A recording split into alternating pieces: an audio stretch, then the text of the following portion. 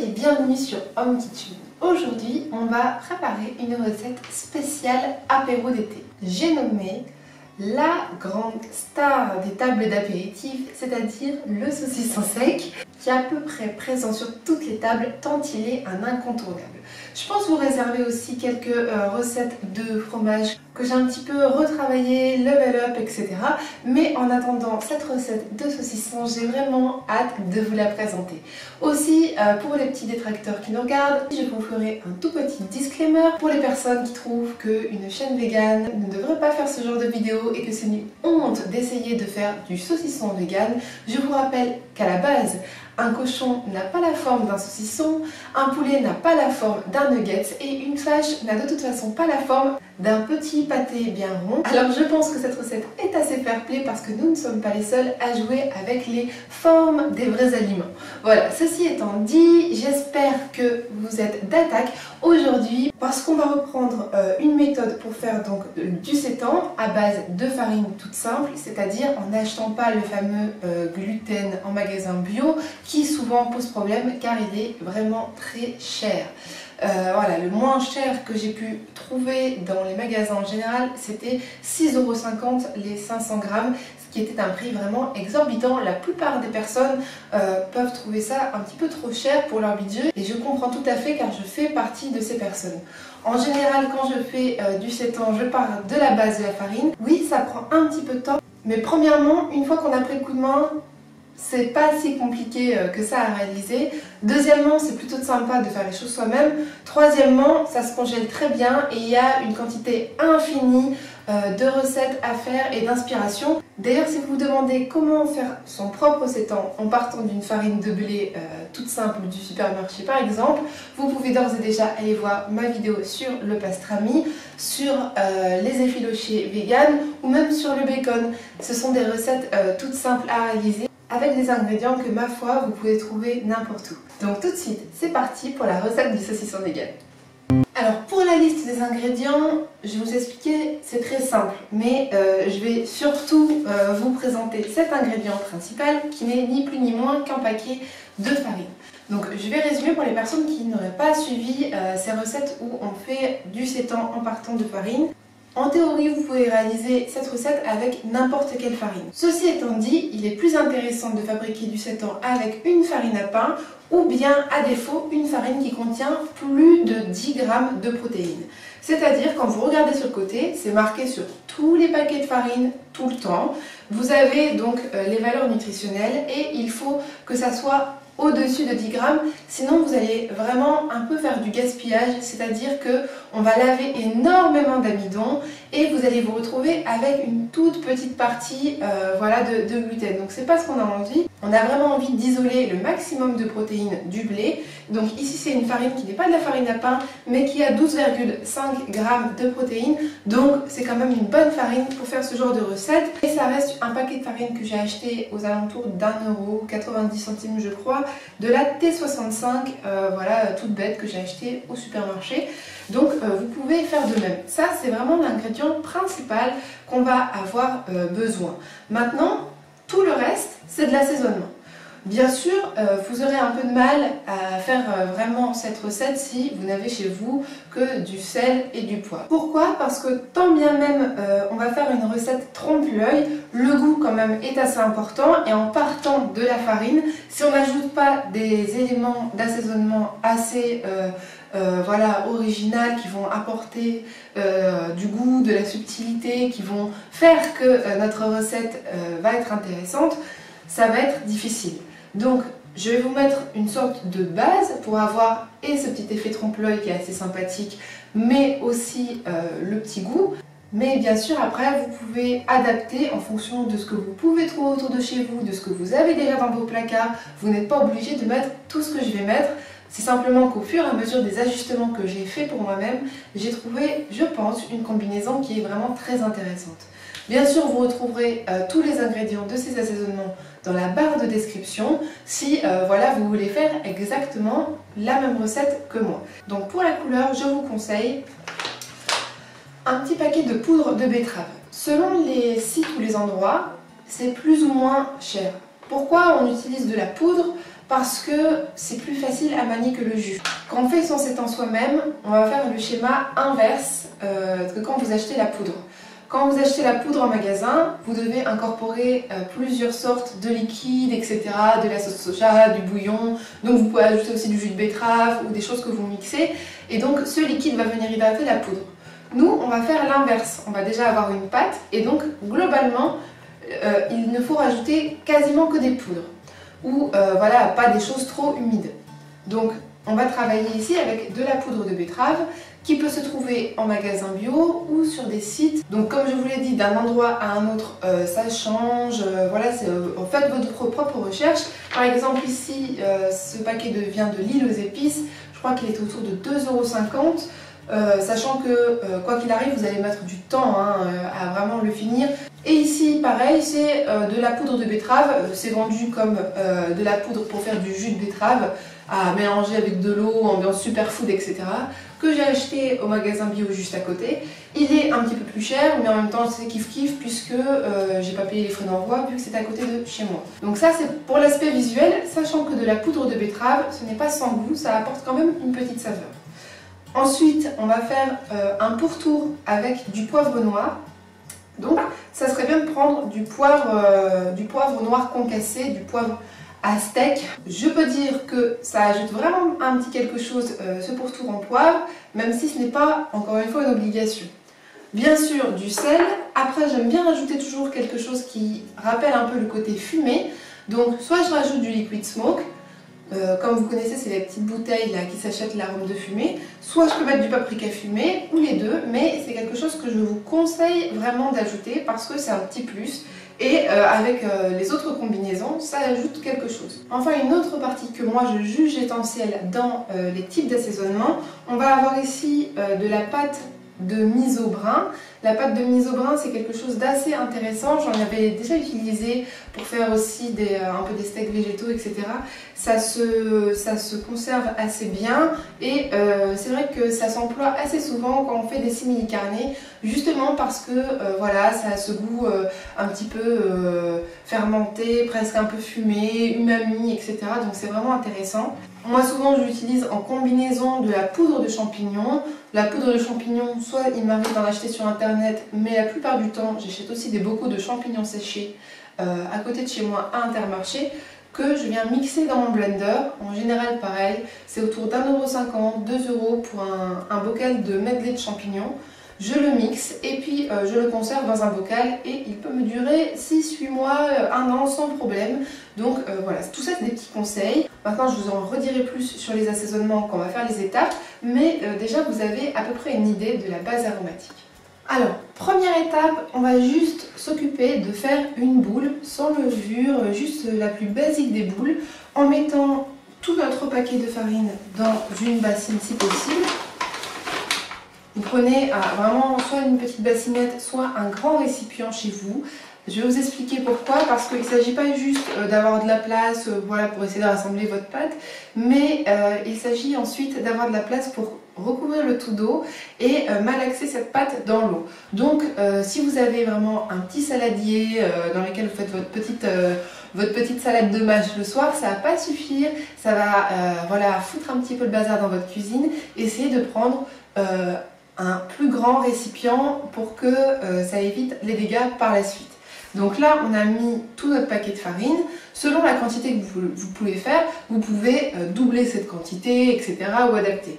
Ensuite, on va juste mettre de l'eau petit à petit et commencer à essayer de former une pâte. L'idéal étant voilà, d'aller doucement pour essayer de voir quelle quantité exactement vous mettez, de ne pas se retrouver avec trop d'eau et pas assez de farine. Mais si vous avez peur de vous louper dans les ratios voilà, de liquide et de farine, je vous mettrai dans la description combien d'eau il vous faut pour 1 kg de farine. Simplement que j'ai tellement l'habitude que maintenant je ne regarde plus trop la quantité que je mets. Je mélange à la fourchette et quand je vois que ça s'agglomère vraiment bien, après j'y vais avec les mains et je regarde voilà, s'il manque un petit peu ou pas. Donc ensuite, quand vous avez un amas de pâte qui s'est formé, vous allez pétrir légèrement pour déjà former une belle boule, mais ensuite pour commencer à détendre la pâte et surtout pour venir activer ce gluten. Alors inutile de pétrir 20-30 minutes, on ne fait pas du pain ici, on fait du sétan, mais voilà, essayez quand même de faire une boule plus ou moins élastique.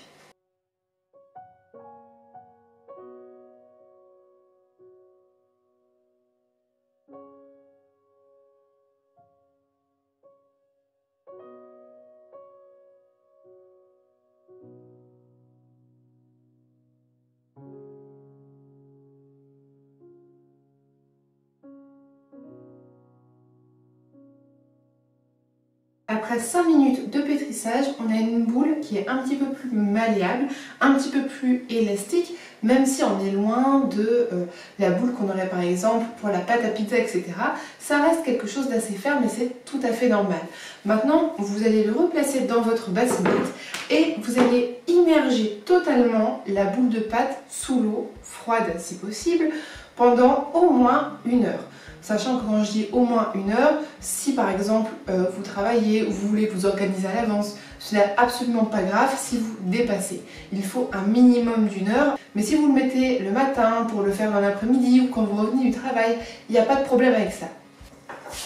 Donc maintenant que ma boule est totalement immergée et prend son bain, on se retrouve dans 1 heure pour la suite des événements. 1 heure après, donc, on a notre pâton et on va commencer à le malaxer doucement dans l'eau pour pouvoir faire sortir l'amidon. Donc, comme vous voyez, l'eau va devenir peu à peu non seulement trouble, mais vraiment blanchâtre. Et contrairement aux autres vidéos où on faisait du sétan, on va ne faire que aller 1 ou 2 lavements parce qu'on veut garder une texture qui soit assez dense et dure, puisqu'ici l'objectif c'est de faire une sorte de saucisson. Donc ce n'est pas d'avoir quelque chose de tendre, de moelleux ou de juteux, mais quelque chose qui soit assez assez dense, assez dur, qui puisse se couper en petites tranchettes. D'ailleurs, si on partait directement de la poudre, on rajouterait de l'amidon. Donc là, on va pas l'enlever complètement. Petit à petit, elle va prendre cette espèce de texture un petit peu chewing-gum, un petit peu guimauve. On se retrouve avec une eau assez opaque, aussi blanche que du lait. Comme je vous le répète, vous pouvez garder cette eau dans des containers que vous mettrez au frigo.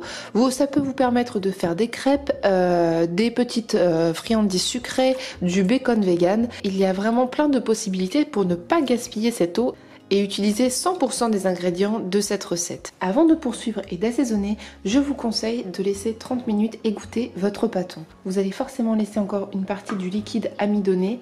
Le fait qu'il soit moins gorgé d'eau, il va mieux absorber les épices et tous les assaisonnements qu'on va y mettre. Et c'est quand même un petit peu mieux, on va moins avoir la consistance de bouillie, même si de toute façon, au moment d'incorporer tous les aromates, vous allez voir qu'il y a un moment où vous allez avoir un petit doute. Mais en attendant, je laisse toujours égoutter bien comme il faut, comme ça a tendance à absorber mieux. Après avoir fait mon possible pour enlever le maximum d'humidité de ma pâte, je la sépare en un ratio 2/3, 1/3. J'en mets une première partie dans mon mixeur. Pourquoi je fais cette séparation? Parce qu'il y a une partie qui va rester rouge pour notre histoire de trompe-l'œil. Et ensuite on va avoir cette partie que je vais aussi mettre dans le mixeur pour permettre de mieux mélanger les arômes, etc. Mais qui, elle, ne va pas recevoir de poudre de betterave, qui va rester blanche, parce qu'elle va jouer le rôle du gras dans le saucisson qu'on va faire. Donc je vais commencer par environ 3 cuillères à café de poudre de betterave. Et faites attention parce que ça tâche très fort, la betterave comme la cerise, etc. Sur les vêtements, c'est pas facile à enlever. Donc on y va, voilà, précautionneusement. Après, de toute façon, rien n'empêche d'en mettre un petit peu, de voir comment ça évolue et d'en rajouter au fur et à mesure quand vous allez mixer. Aussi, si vous n'avez pas de mixeur chez vous, vous pouvez faire cette opération manuellement. Il suffit de saupoudrer la pâte obtenue que vous avez un petit peu voilà, égouttée de toutes les épices et les aromates que vous voulez et de la pétrir de façon à incorporer ces épices et vous aurez le même résultat. Mais au mixeur, c'est vrai que c'est un petit peu plus pratique parce que comme vous avez remarqué, c'est une pâte qui a tendance à être assez collante, assez caoutchouteuse, qui a un peu une texture étrange et c'est un petit peu plus simple de la mettre dans un mixeur. Que vous ayez un blender ou un mixeur comme ça, vous pouvez le faire en plusieurs fois, c'est pas gênant mais c'est plus pratique. Puis je mets une demi-cuillère à café de paprika fumé. Je vais mettre 2 à 3 cuillères de poudre de champignons. J'utilise une petite épuisette parce que parfois il peut y avoir des petits cailloux quand on stocke la poudre, que ce soit une poudre de betterave, de champignons ou même des épices. Donc c'est vrai que ça peut former des espèces de petits cailloux après quand on n'arrive pas, même au mixeur, etc. Des fois il y a des choses qui passent à travers et quand ça cuit, après c'est un peu désagréable parce qu'à la découpe, ça fait pas net, il y a des caillots de rouge ou de champignons. Donc c'est pour ça que j'utilise une petite épuisette comme ça et ensuite ça me permet d'avoir un rendu vraiment bien beau et bien lisse. Donc ça c'est, on va dire, la base que je trouve un petit peu essentielle. Après pour le reste on peut faire plein d'ajustements. Moi en ce moment ce que j'aime bien faire c'est ajouter quelques petites graines de fenouil légers et un petit peu de coriandre moulu. Mais encore une fois voilà, ça n'a rien d'obligatoire et c'est aussi beaucoup une histoire de goût. Maintenant, on va passer aux petits plus qui sont tout à fait facultatifs mais qui peuvent changer la donne. Donc j'ai décidé de vous le montrer aussi parce que je suis sûre qu'au fur et à mesure de vos explorations culinaires, de vos inspirations, vous allez peut-être avoir envie d'essayer des choses et vous aurez la possibilité de vous souvenir de cette vidéo avec voilà, une étendue assez large de tout ce qu'on peut mettre pour cette sorte de simili. Donc ce que je vous conseille, c'est par exemple de mettre du miso brun, j'en ai déjà parlé. Au niveau du goût, c'est quelque chose que je vous conseille très vivement. Malheureusement, au travers de cette vidéo, je ne peux pas vous faire goûter et je ne peux que vous en parler, mais c'est quelque chose que je vous conseille car il apporte ce caractère et ce petit quelque chose. Voilà, c'est pareil pour la poudre de champignons ou le paprika fumé. Donc comme c'est plus ou moins fort, je vais en mettre voilà, une grosse cuillère à café. Et comme pour le reste, je vous recommande d'y aller à tatillon. Je mets aussi un petit peu d'échalotes séchées. Ça se trouve au rayon des épices avec l'ail semoule, l'oignon séché, etc. C'est pareil. Et ça a un très bon goût. Et en général, on ne pense pas à se tourner vers l'échalote séchée. On entend plus voilà, l'oignon et l'ail en poudre. Mais franchement, c'est vraiment pas mal et je vous conseille pour cette recette. Aussi, je vais mettre une petite tomate séchée, si j'arrive à ouvrir le bocal. Là, je vais même en mettre 2. Et enfin, pareil, c'est toujours très facultatif, mais il y a des bouillons végétaux parfois qui sont spécialisés dans les saveurs qui peuvent ressembler, je sais pas comment dire ça, au poulet, au bœuf, etc. Et par exemple, on a des marques qui sont anglaises, je crois, qui sont un petit peu comme Marmite, qui font le vegan no beef bouillon ou no chicken bouillon. Là, j'ai trouvé un peu un équivalent français parce que j'ai été voilà, au magasin bio prendre 2-3 trucs, voilà, comme d'habitude, parce que bon, en général, je peux pas du tout faire mes courses là-bas, c'est trop cher, mais j'aime bien prendre 2-3 petites choses que je trouve pas ailleurs, comme du miso par exemple, ou voilà, des choses que j'ai un peu la flemme de commander sur internet. Donc du coup là, j'ai ce bouillon végétal saveur bœuf qui est bien sûr 100% vegan et bio, sans glutamate monosodique, huile de palme et qui a un emballage non plastique. Donc si jamais vous êtes à sa recherche, c'est pas un partenariat, la marque c'est Ecoidée. Voilà, mais je pense qu'il y en a d'autres et je vais en ajouter aussi voilà, 1 ou 2 cuillères à café. Je reste vraiment dans des gestes voilà, avec parcimonie. Donc maintenant je vais mixer cette première partie et dès que j'ai fini, on rase bien son bol et on passe à la deuxième partie qui sera vraiment très succincte puisque on ne peut rien ajouter qui colore comme je vous l'ai dit pour faire un trompe-l'œil réussi. Vous versez donc le mélange obtenu dans un récipient qu'on va garder au frigo et qu'on va laisser reposer gentiment 1 heure pour qu'il se remette un peu de son mixage à vif. Voilà, il a été sectionné dans tous les sens, surtout pour qu'il s'imbibe bien de tous les arômes qu'on a mis dedans. Pour le mélange blanc, c'est juste exactement la même chose. Sauf que voilà, on va rester très sobre. On va mettre un petit peu de poudre d'ail, un petit peu de poudre d'échalote ou de poudre d'oignon. On n'oublie pas toujours le sel dans l'une ou l'autre des préparations car la charcuterie c'est naturellement salé. Et si on n'a pas ce côté voilà, salé, c'est dommage. Et on peut mettre aussi un petit peu de levure maltée. On remixe, on réserve et on se revoit dans 1 heure. Maintenant j'ai recouvert une plaque avec de l'huile. J'ai fait pareil avec l'assiette pour pas que ça colle. Un petit peu d'huile d'olive. Maintenant on va légèrement étaler la partie rouge et avec la partie qui est restée claire, avec un couteau ou avec un ciseau, on va découper des tout petits bouts et on va tous les mettre un petit peu voilà, dans cette partie. Vous allez voir, on va essayer de faire un marbrage à la main et ensuite on va passer à la cuisson. Quand vous avez déjà mis une première moitié, pour pas mettre tout au même endroit, vous pouvez par exemple rabattre votre pâte et recommencer l'opération jusqu'à incorporer le reste. Lorsque vous avez fini cette opération, vous prenez une feuille de papier parchemin et on va étaler donc du poivre noir concassé comme ceci. Alors c'est aussi le moment où si vous avez envie de faire des variantes, comme par exemple de faire un saucisson aux noix ou ce genre de choses, vous devez l'incorporer maintenant. Alors les noix, vous n'êtes pas obligé de les mettre sur le pourtour, mais vous pouvez l'incorporer en même temps que la partie blanche et ça vous donnera des variantes de saucisson aux noix ou de saucisson aux pistaches et c'est vraiment très sympa et très goûteux aussi.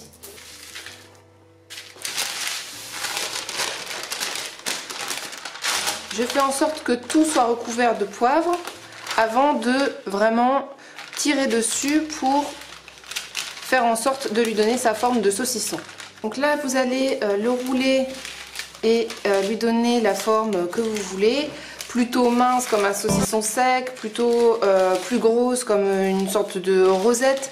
Vous faites comme vous voulez, sachant qu'après de toute façon, par au-dessus de ce papier parchemin, on va venir sécuriser avec du papier aluminium.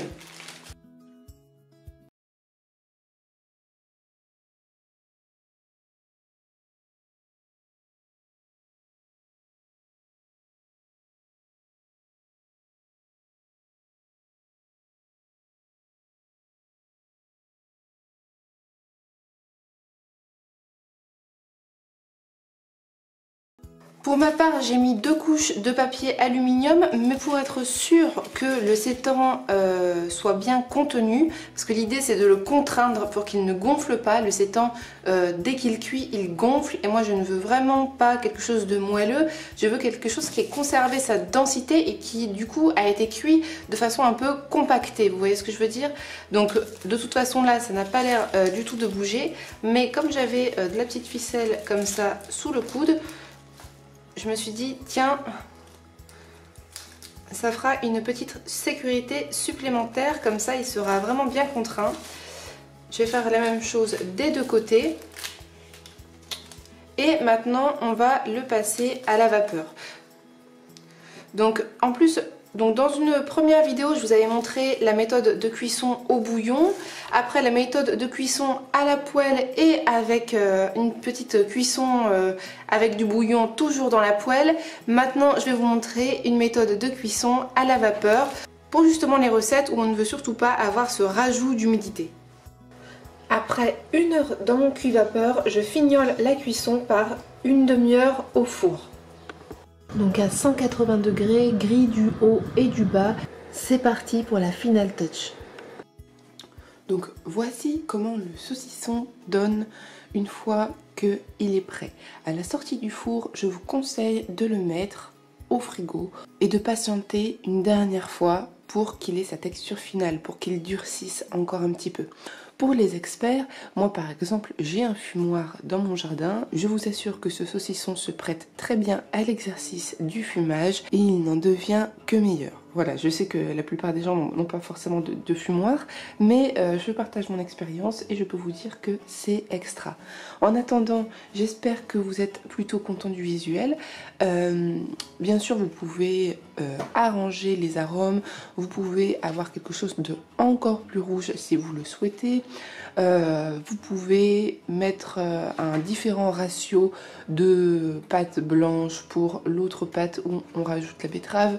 Vous pouvez faire beaucoup de possibilités différentes. Vous pouvez même faire sécher encore un petit peu ce saucisson. Il se conserve assez bien. Il est aussi possible de le découper pour le mettre par exemple sur des pizzas ou dans un sandwich. Vous pouvez le poêler à volonté. Enfin bref, j'espère que cela va vous donner des petites idées pour cet été. N'hésitez pas à me dire ce que vous en avez pensé dans les commentaires. Abonnez-vous si ce n'est pas déjà le cas. Et n'oubliez pas de mettre la petite clochette pour être au courant de toutes les nouvelles recettes. Bye!